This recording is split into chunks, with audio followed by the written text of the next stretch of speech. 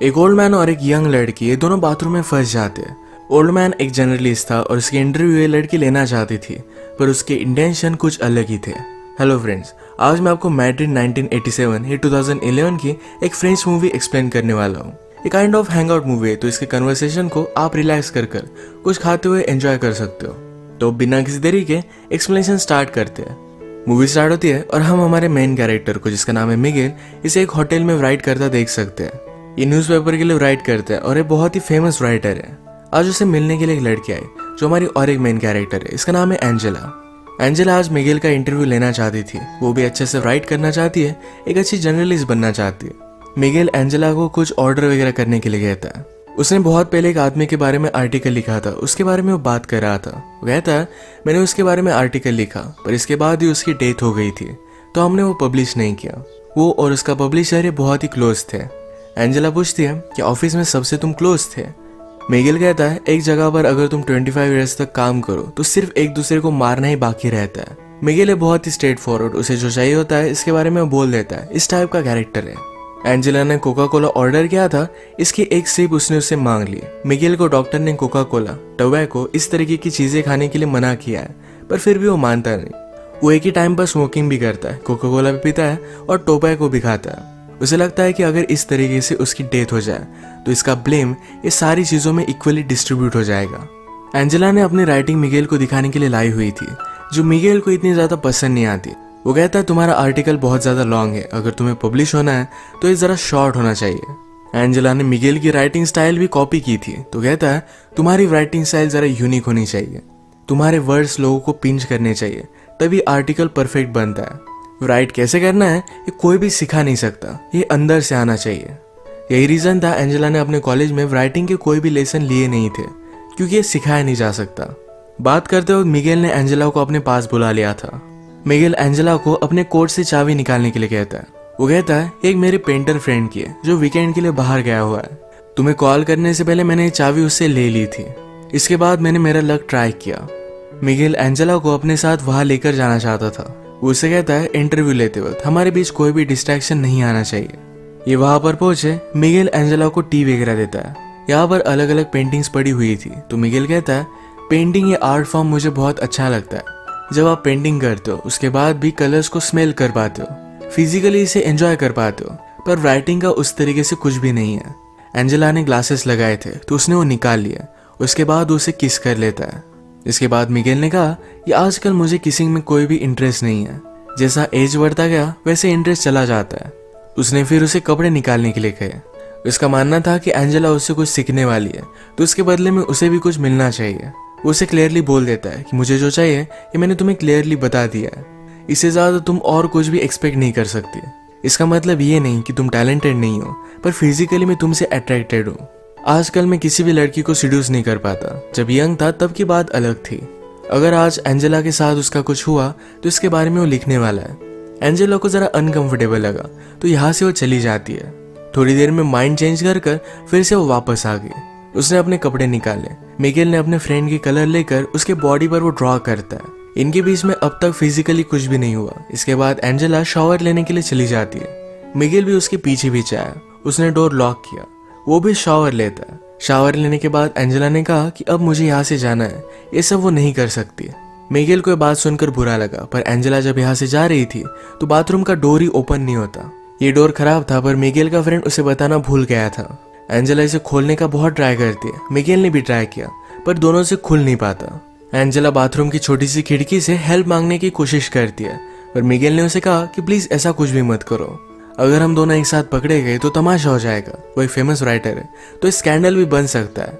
मिगेल ने कहा कि मेरा फ्रेंड 2 दिन तक वापस नहीं आएगा, इतने टाइम में उसकी वाइफ पुलिस को कॉल कर देगी। एंजेला कहती कि मेरे पेरेंट्स उससे पहले ही जरा ज्यादा वरीड हो जाएंगे। ये इन दोनों के लिए प्रॉब्लम थे, तो फिर से खिड़की से आवाज लगाने लग जाते हैं, पर इन्हें कोई भी सुन नहीं पा रहा था। मिगेल कहता है हमारी सिचुएशन बहुत ही अजीब है, एक तो कॉमेडी हो सकती है या फिर ट्रेजेडी। एंजेला ने कहा कि अगर हम सेफली यहाँ से निकल गए तो एक कॉमेडी होगी, अगर मेरे पेरेंट्स को पता चल गया तो एक ट्रेजेडी में कन्वर्ट हो जाएगी। मिगेल पूछता है कि तुम्हारे फादर क्या करते हैं। एंजेला ने कहा कि वो मिलिट्री में है। उनका नाम उसने उसे बताया, तो मिगेल उन्हें जानता था। एंजेला की बड़ी सिस्टर को भी वो जानता है। उन दोनों में 17 ईयर्स का डिफरेंस है। मिगेल कहता है कि जब वो एक्टिंग क्लास में थी तो हम दोनों फ्रेंड्स हुआ करते थे। वो एक्चुअल में उसे लाइक करता था, पर उन दोनों के बीच में कुछ भी नहीं हुआ। मिगेल बहुत ही वरीड था कि उसकी वाइफ पुलिस को बुला लेगी। उसे एक राइटर की स्टोरी याद आई। राइटर हमेशा अपनी वाइफ पर चीट करता था। एक दिन वो घर पर ही नहीं आया। उसकी वाइफ को पता था कि वो किसी और लड़की के साथ है, फिर भी उसने पुलिस को कॉल कर दिया। कहा कि टेररिस्ट लोगों ने मेरे हस्बैंड को किडनैप कर लिया है। जब वो राइटर नेक्स्ट दिन उठा तो अपने आप को उसने डायरेक्टली न्यूज पर पाया। ये सब बहुत ही फनी बन गया था। उसकी वाइफ ने उसे एक लेसन टीच करने के लिए ये सब किया था। मिगेल कहता है कि तुम्हारी डैड और सिस्टर में कभी भी बनती नहीं थी, वो हमेशा फाइट करते थे। एंजेला ने कहा कि वो अब भी करते हैं। एक्चुअली एंजेला ने अपनी सिस्टर से ही मिगेल का नंबर लिया था। मिगेल कहता है एक बार मैंने उसे बताया था कि मैं उसे लाइक करता हूँ, पर उसने मुझे रिजेक्ट कर दिया था। अगर उसे पता चला कि हम दोनों किस सिचुएशन में हैं तो मैं वंडर करता हूँ कि वो करेगी क्या। आजकल एंजेला की सिस्टर ये बड़ी एक्ट्रेस बन चुकी है। एंजेला कहती है कि मेरी सिस्टर को लगता है कि तुम बहुत ही ओवररेटेड राइटर हो। मिगेल को सुनकर बुरा लगा, पर वो कहता है एक ओवररेटेड राइटर ही इसको अपना करियर बना सकता है। एंजेला पूछती है लोग क्या कहते हैं, क्या तुम्हें इससे कुछ भी फर्क पड़ता है। मिगेल पूछता है क्या अब भी तुम मेरा इंटरव्यू ले रही हो। मैं तुम्हें सब आंसर्स दूंगा, पर ये इंटरव्यू किस तरीके से एंड होती है इस पर ही डिपेंड करेगा। वो उसे टच करने वाला था, पर एंजेला उसे दूर जाकर बैठी। एंजेला कहती है तुम्हारे नॉवेल्स बहुत ही अजीब तरीके से थे, पर फिर भी उन्हें बहुत सारे अवार्ड्स वगैरह मिले हैं। मिगेल कहता है नॉवेल लिखते हो लोग बहुत ही ज्यादा टाइम लेते हैं, मैंने इसे प्रोफेशनली लिखा था। हर रोज में कुछ टारगेट रखकर इसे कंप्लीट कर ही डालता था। मिगेल एंजेला से कहता है कि फिर से ट्राई कर देखो, तुम्हारी आवाज सुनकर तुम्हें हेल्प करने के लिए कोई भी आदमी आ सकता है। सुंदर लड़की देखी नहीं और हर आदमी उसे हेल्प करना चाहता है। आवाज देने के बाद भी उसे कोई भी सुन नहीं रहा था। मिगेल फिर से एंजेला के पास आ गया। उसे कहती है मुझे सिर्फ यहाँ से जाना है, उसके साथ कुछ भी नहीं करना चाहती। एंजेला फिर से डोर को ओपन करने की कोशिश करती है। मिगेल कहता है कि जब आप यंग होते हो तो लगता है कि इस लाइफ में कुछ पॉइंट है, वो अपनी लाइफ कुछ अलग तरीके से जी लेंगे, पर बाद में पता चलता है कि लाइफ में बहुत सारी चीजें पॉइंटलेस थी। इसमें कोई भी मीनिंग नहीं था। हर एक की कोई ना कोई तो प्रायोरिटी होती है। मिगेल एंजेला से पूछता है कि आज सैटरडे है, अगर तुम घर पर होती तो क्या करती, क्या अपने फ्रेंड्स के साथ बाहर जाती।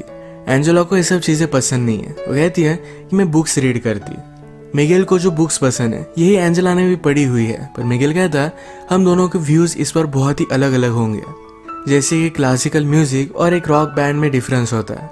मिगेल ने फिर यही टॉयलेट किया। वो कहता है प्यार के बारे में लोगों ने बहुत सारी चीजें लिखी है, पर बाकी चीजों के बारे में कोई भी नहीं लिखता। ये लोगों को ज्यादा रेजोनेट करती है। अपने राइटिंग में इन चीजों का तुम्हें ध्यान रखना चाहिए। मिगेल अब फ्रस्ट्रेटेड हो रहा था। वो कहता है हम दोनों यहाँ है, हम दोनों में एक टेंशन है, अगर हम कुछ भी नहीं करते तो टेंशन बढ़ता जाएगा। सब कुछ हो जाने के बाद शायद हम एक दूसरे को डिजायर नहीं करेंगे, पर फिर भी अट्रैक्शन बहुत ही इंपॉर्टेंट है। मिगेल भी अब जल्दी से जल्दी यहाँ से निकलना चाहता था। उसे बुरा लगता है कि वो सोच क्या रहा था। वो एक ओल्ड मैन है, कोई भी यंग लड़की उसके साथ इंटीमेट नहीं हो सकती।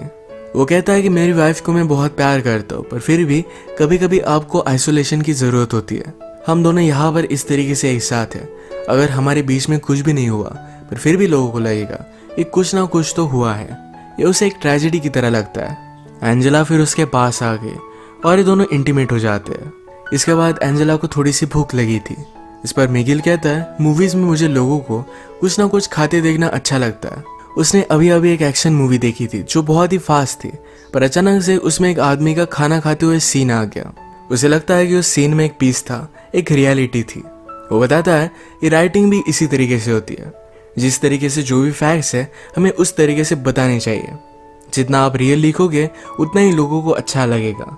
एंजेला अपनी राइटिंग से वर्ल्ड चेंज करना चाहती थी, पर मिगेल कहता है वैसा कुछ भी नहीं होता। तुम सिर्फ लोगों के लिए अच्छा लिखने का ट्राई कर सकते हो, बाकी कुछ भी तुम्हारे हाथ में नहीं। मिगेल के व्यू से बहुत सारे निगेटिव होते हैं। वो एंजेला से हमेशा इस तरीके से बात कर रहा था कि वो उससे बहुत ही ज्यादा छोटी है। वो ऑलमोस्ट एंजेला को डांट रहा है, इस तरीके से उससे बात कर रहा था। एंजेला को इस पर गुस्सा आ गया। वो कहती मुझे सब लोग इसी तरीके से ट्रीट करते हैं, तुम सिर्फ बड़े हो, तुम्हें एक्सपीरियंस है, इसका मतलब ये नहीं कि तुम सही हो। तुम्हें क्या लगता है यहाँ पर मेरा आना ये तुमने चूज किया था, मैं भी तुम्हें चूज कर सकती हूँ। शायद मुझे भी कुछ ना कुछ डिफरेंट चाहिए था, इसीलिए मैं यहाँ पर आई। एंजेला का गुस्सा शांत होने के बाद मिगेल कहता है किसी को आवाज लगा कर देखो, पर फिर भी कोई भी सुन नहीं पा रहा था। एंजेला कहती है कि जब मैं छोटी थी तो इस तरीके से प्रिटेंड करती थी कि मैं एक सेलिब्रिटी हूँ, मेरा इंटरव्यू चल रहा है और आईने के सामने हमेशा ऐसे देखती रहती थी। मिगेल कहता है लोग अपने आप को जैसे है इस तरीके से एक्सेप्ट नहीं कर पाते, इसलिए कुछ ना कुछ ज़्यादा पावरफुल बनने की कोशिश करते हैं। ये बात एंजेला ने भी रियलाइज़ की थी और इसके बाद उसने मिरर के सामने इस तरीके से प्रिटेंड करना छोड़ दिया। सब्जेक्ट को चेंज करने के लिए मिगेल कहता है क्या तुम्हें मूवी देखनी है? एंजेला पूछती कि हम कैसे देख सकते हैं। मिगेल ने फिर उसे स्टोरी बताना स्टार्ट किया। वो कहता है कि एक फैमिली थी, मदर, फादर और उनका एक बेटा था। एक दिन अचानक से बेटे ने अपने बेड से उठना बंद कर दिया। पहले तो पेरेंट्स को लगा था कि शायद स्कूल नहीं जाना चाहता, तो उसने साइकोलॉजिस्ट से उसकी बात करवाई, पर फिर भी बेटा मानने नहीं वाला था। साइकोलॉजिस्ट ने पेरेंट्स से कहा कि इस तरीके से आप प्रिटेंड कीजिए कि सब कुछ चीज़ें बहुत ही नॉर्मल है। बहुत दिन बीतते गए पर फिर भी वो अपने बेड से उठा ही नहीं। फादर और मदर ने फिर डिसाइड किया कि हम इसे लेकर कहीं वैकेशन पर जाएंगे। ये अलग अलग प्लेसेस पर घूमे। घूमते घूमते एक जगह पर मेला चल रहा था। इस मेले में अपने बेटे को बेड पर ही लेकर गए। वहां पर एक लड़की से उसने बात की। वो लड़की भी उसके प्यार में पड़ गई। उनका बेटा फिर भी बेड से उठा ही नहीं। उस लड़की को बहुत बुरा लगा और वो भी फिर बेड में ही रहने लग गई। ये बात देखकर सारे विलेज वालों को लगा कि शायद ये बीमारी कंटेजियस हो सकती है। उन्हें यहाँ से बाहर निकाल दिया गया और भी थोड़े दिन बीत गए। एक रात आई जो बहुत ही ब्यूटीफुल थी। मदर और फादर एक दूसरे की कंपनी एंजॉय कर रहे थे।